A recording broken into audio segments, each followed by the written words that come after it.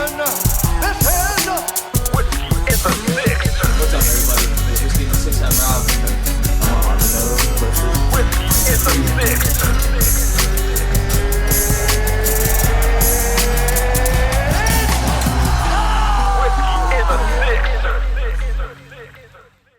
What's up, everybody?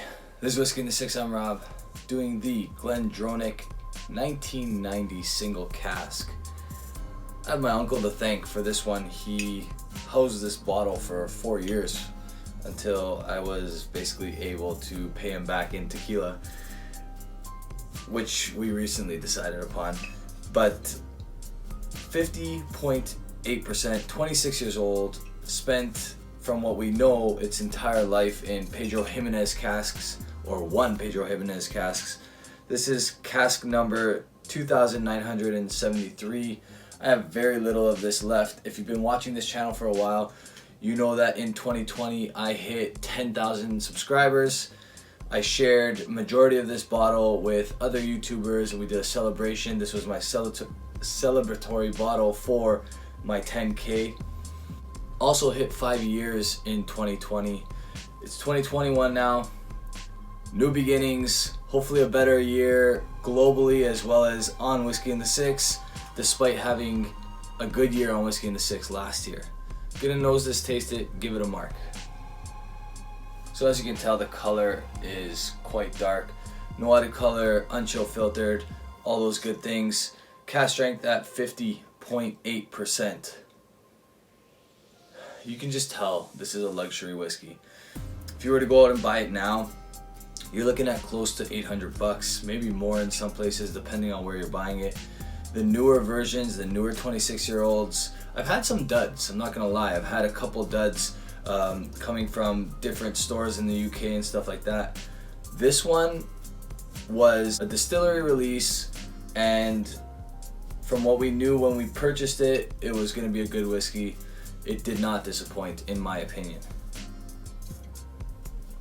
Dark, leather-bound books, leather, lots of dark chocolate, some espresso in there as well. Something almost like molassesy,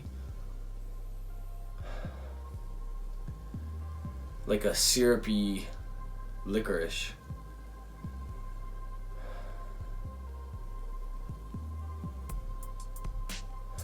And then a very worked down, almost burnt orange marmalade.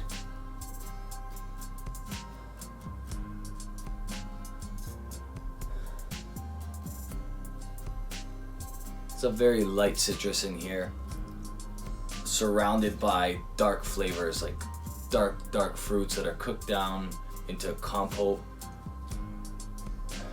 Very syrupy, very viscous. I know it's on the nose, but you can tell there's like a thickness to this whiskey.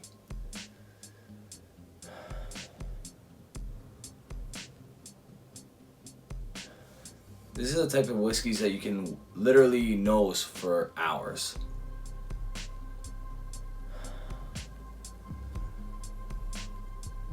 Recently had the batch 10 Grandeur, and I didn't think it was anywhere near as good as this one. It wasn't, for my palate, wasn't as good as the batch 9 Grandeur. This, I think, beats both of those, to be honest. And it's too bad I don't have much left, nor do I have the ability to get a backup, but I thought I'd start off this year with our celebratory bottle from 2020, just because I thought it kind of made sense on the palate.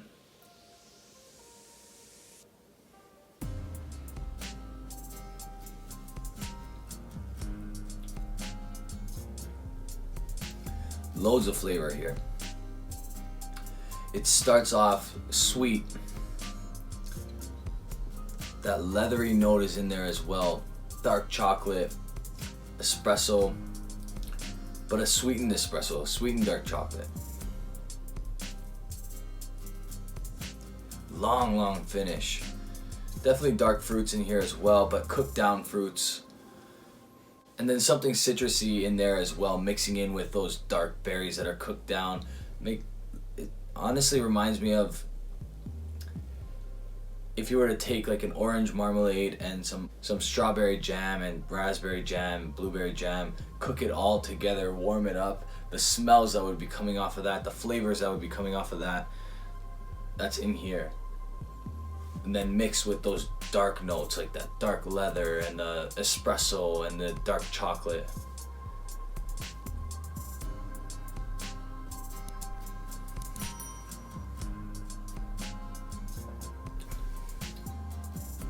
Okay, so you do not have to add a single drop of water to this. There is nothing hot or too spicy on the palate. It's mouth coating. The finish is beautiful. It's long. This is probably the best drop I've had in 2020.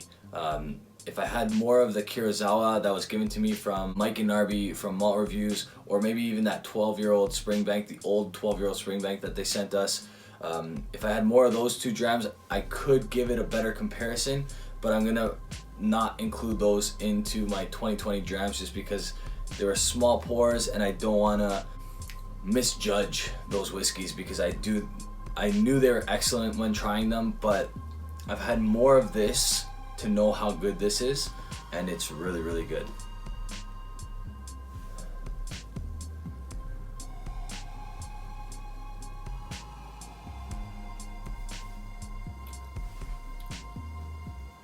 Yeah, just so much going on here. A beautiful pour. Every time you go back to it, you can get more out of this whiskey. And if you let it sit for a while, it'll change over time.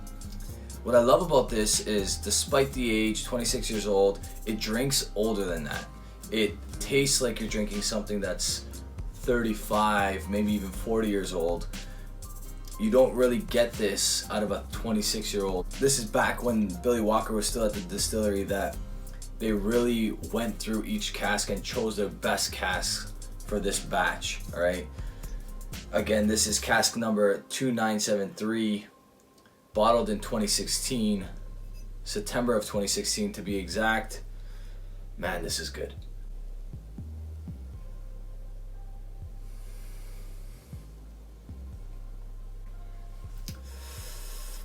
I don't know how I could give this less than a 93.